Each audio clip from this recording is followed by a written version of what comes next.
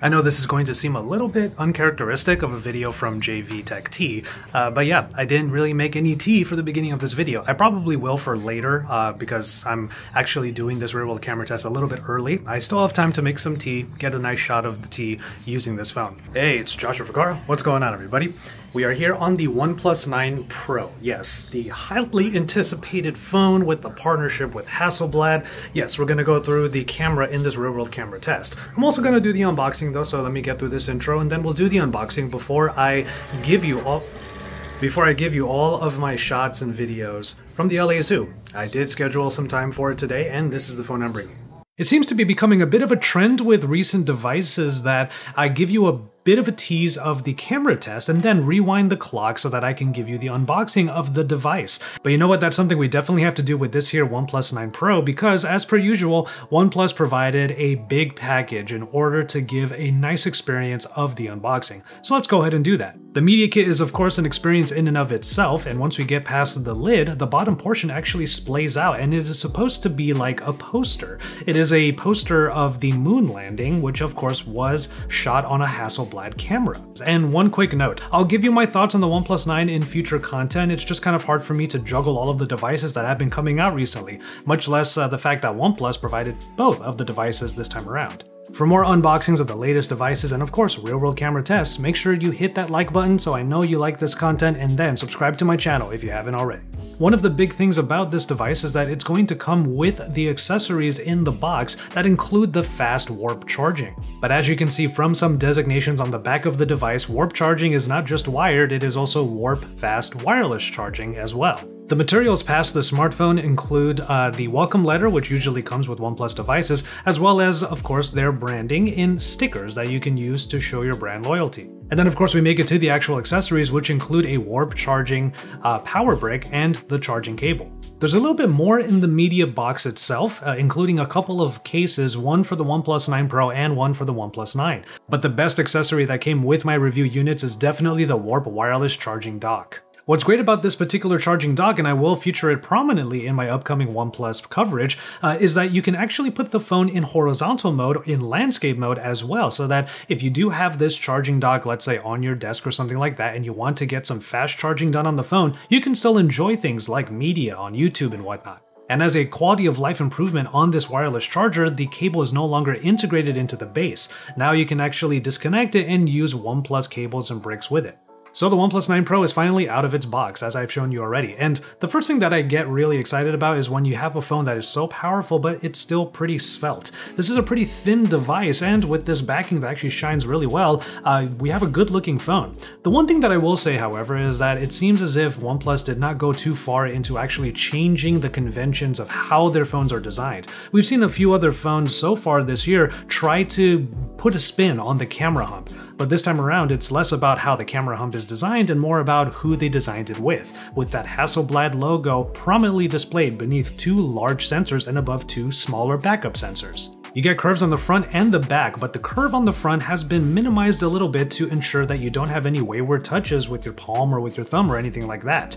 And then around the frame, you still get some of the main tropes with OnePlus flagship devices. First of all, no headphone jack, but that's something that we're used to by now. And you still get the alert slider over here on the side, which has actually come in handy recently because I've had to toggle it to silent as notifications were waking me up in the middle of the night. Overall, I'm a fan of the design of the OnePlus 9 Pro. I wouldn't say it's the most unique design, but as far as OnePlus is concerned, this is still exactly what I expect from them, which is to say, it is of high quality and it's a good looker. Let's go ahead and get through some of the top level specifications before we get back to the camera test. Now, this is the latest and greatest from OnePlus, so of course it has the latest and greatest from Qualcomm. The Snapdragon 888 is backed by either 8 or 12 gigabytes of RAM and 128 or 256 gigabytes of onboard storage. And again, I'm impressed at how this phone is not very bulky, but that screen is still 6.7 inches in size. Those curves do help to keep it pretty slim. Now, it is a Quad HD Plus panel, but it also comes with 120Hz refresh rate. This is an AMOLED display, which is to say the colors are very vibrant. I've already been enjoying a lot on this device, and the contrast ratio allows for very deep blacks. When it's an AMOLED display, it also affords you some practicality and some usefulness in the always-on display. This is kind of new for Oxygen OS, but already Oxygen OS is providing a lot of options so that you can customize your AOD. And to round things out for now, there is a 4500 mAh battery in here that can be charged up with Warp Charge 65T, or with the wireless charger that I showed you earlier at Warp Charge 50 watts. Personally, I'm a big fan of super fast charging, and when it comes to the OnePlus 9 Pro in my testing so far, in very heavy usage, well, let's just say it definitely comes in handy. You'll see more about that a little bit later.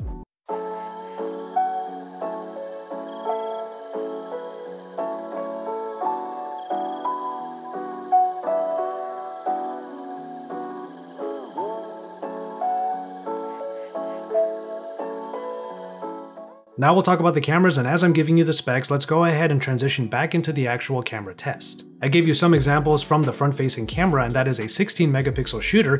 It shoots at 1080p max resolution, which is a bit of a bummer. It would be great to see front-facing cameras have a little bit more power, definitely higher resolution in the video shots. While I am disappointed that the front-facing camera can't shoot higher than 1080p resolution, I do think that this is a call to actually use the rear cameras more often, especially when the ultra-wide is so useful. It's a nice day out, a little bit later in the afternoon, so the sun will be nice and bright. It's not really high noon, but we're gonna get some really bright shots today. So here I am on the wide-angle camera on the rear of the OnePlus 9 Pro. It's the only phone I brought with me, by the way. I will do something else with the OnePlus 9 a little bit later.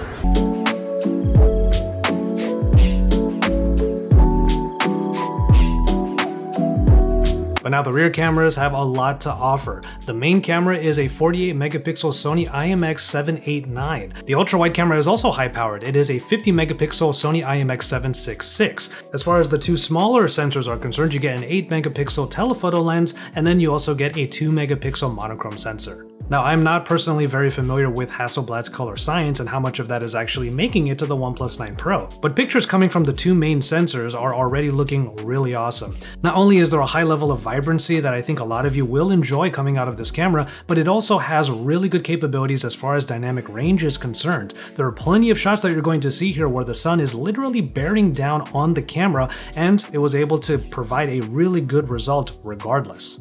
Pictures are really sharp, and as far as zoom levels are concerned, again, yes, you do get an 8 megapixel telephoto, but when you go to the zoom level in the photo area, it goes straight to 3.3, meaning that it is already trying to do some of that hybrid zoom. And of course, when you go farther in the zoom levels, the more you see those diminishing returns. One nice capability of the ultra-wide lens is that it can be used as a macro lens as well. It doubles up. This is considered the super macro mode when you are in the photo mode of the camera app, and you can get really close to subjects, which is nice because when you use the zoom capability, it's a little bit hard to get everything in focus because the minimum focusing distance at 3.3 times zoom can be a little bit hard to find. Okay, first thing that I gotta talk about when it comes to this camera, we're going to go through some of the modes, we're going to go through some of the features that the camera has, especially with this Hassleblad partnership. But the first thing that actually you hear, literally hear, from this partnership is the new camera sound. I mean, just listen to this.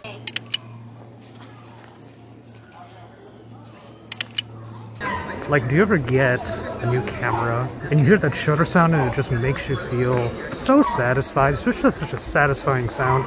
I'm actually getting those vibes from this camera system right now.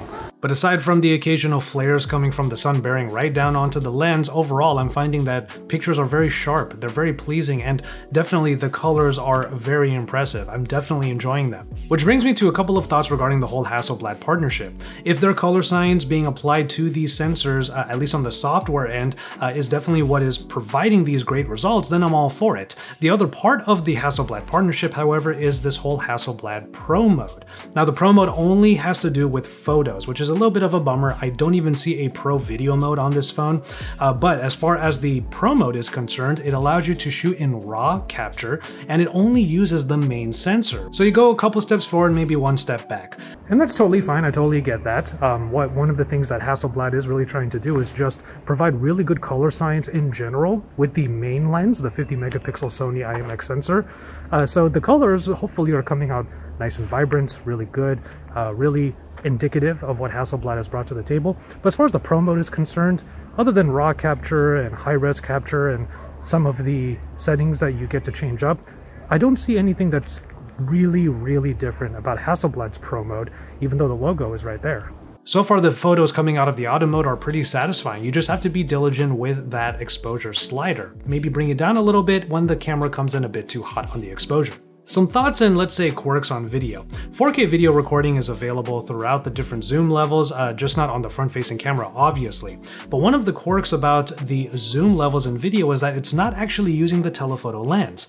Now, I don't know if it's because it's an 8-megapixel shooter, maybe they just didn't tune it for that, but apparently OnePlus was happy enough with the main sensor getting cropped into 2 times, and that was the way that you were going to get your zoom in video. This is obviously different than the way zoom is treated in the photo mode. Now, in an area like a zoo where everything is pretty far away, you might want to have the best quality zoom possible, so this digital crop in is a little bit odd to me. But obviously for the most practical use cases, I do tend to use the main and ultra-wide sensors the most, which is why you're seeing me vlog using the ultra-wide to pretty great effect. But that brings me to the whole philosophy of why the front-facing camera not being a good vlogger's shooter. Well, I'm making my peace with that. I think what a lot of these phone manufacturers are doing is they're telling us, start using the rear cameras for literally everything, including vlogging. It's just that you have to treat the OnePlus 9 Pro as like a Sony a7 III because you don't get a viewfinder. But as long as you pretty much find yourself in the range of the 2 cameras and just stare into the 2 large eyes that are here on the rear, you're probably going to be mostly okay. One thing that already impressed me, and I think you've been hearing it already, is that the sound quality is pretty great coming from the video capture on this phone. That is thanks to a microphone, literally here, complete with a grill that is right above or right next to the 2 main lenses. That way you have a microphone literally pointed at you and the audio capture can be as good as possible.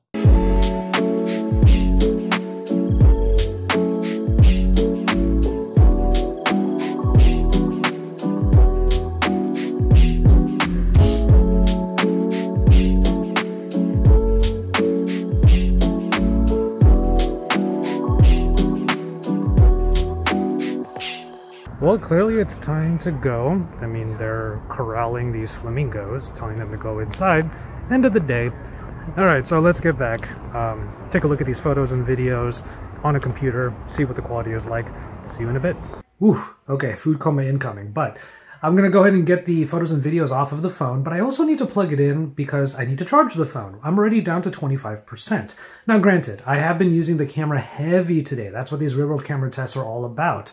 But with the Quad HD plus resolution, the 120 Hz refresh rate, a lot of recording using 4K on these cameras, I'm already down to this level of the battery. So take that for what you will. I'm sure that the battery life is at least average, maybe a little bit above average, hopefully. And those fast charging times are going to be really useful for when situations like this come up. And with that, we move on to a new day. And I'll give you some final thoughts as we move along. Now, you'll notice that I'm focusing on very specific aspects of the camera experience. The reason why is because even OnePlus themselves don't oversaturate their camera apps with too many features. You got your video, your photo, your portrait, and then of course your nightscape, which I'm showing you some examples of right now, and then of course that Hassleblad Pro mode. After that, you get your sort of typical extra modes. So there's not a whole lot here for me to actually show you aside from the raw quality of the photos and the videos. Given the quality that we've seen so far from the photos and the videos, I think that ultimately is a good thing, that they didn't get too lost in the software sauce, as I usually say. If you've been paying attention to the corner though, you'll notice that there is actually 4K at 120 frames per second. I actually think that is a wonderful addition on here that allows you to get some of that really dramatic slow motion footage at a high resolution and at a high quality. That way you don't have to rely on the slow motion mode, which will always go down to 1080p even if that is at 240. While you can classify the OnePlus 9 Pro camera experience as a bit of a give and take, I think that there are some net positives on here, and the 4K 120 is a great example of that. The Hassleblad color science is yet another big example of that, especially in photos. And as far as the videos are concerned, you can actually use this phone as a pretty good vlogging machine as long as you use the rear cameras as your main shooters. So where does this leave us with the whole OnePlus and Hassleblad partnership? Well, I think overall, the net positives mean that this is a very good thing. This is very good news for OnePlus devices, both now and in the future. See, with Hassleblad tuning the software color science for this camera for now, they are going to move into the hardware space with OnePlus for future devices. And I think with that in mind, the only direction they can go is up. I'm excited to see what the two can put together with future devices, but as for right now, the OnePlus 9 Pro is providing a really compelling camera experience with a few quirks along the way and a little bit of elbow grease needed in order to make sure that you're getting everything that you need from this camera package. Sure, it might not have super far zooms like some of its competitors and like the teasers seem to kind of allude to, but ultimately the two main sensors that I think most of you will be using have been tuned to great effect. But I want to know what you think after this real-world camera test. Let me know what you thought of the pictures and the videos you saw in the comment sections down below. With all that said, I'm going to go ahead and call it on this real-world camera test with the OnePlus 9 Pro. As always, thank you so much for watching. Please take care of yourselves and each other and enjoy your tea, everybody.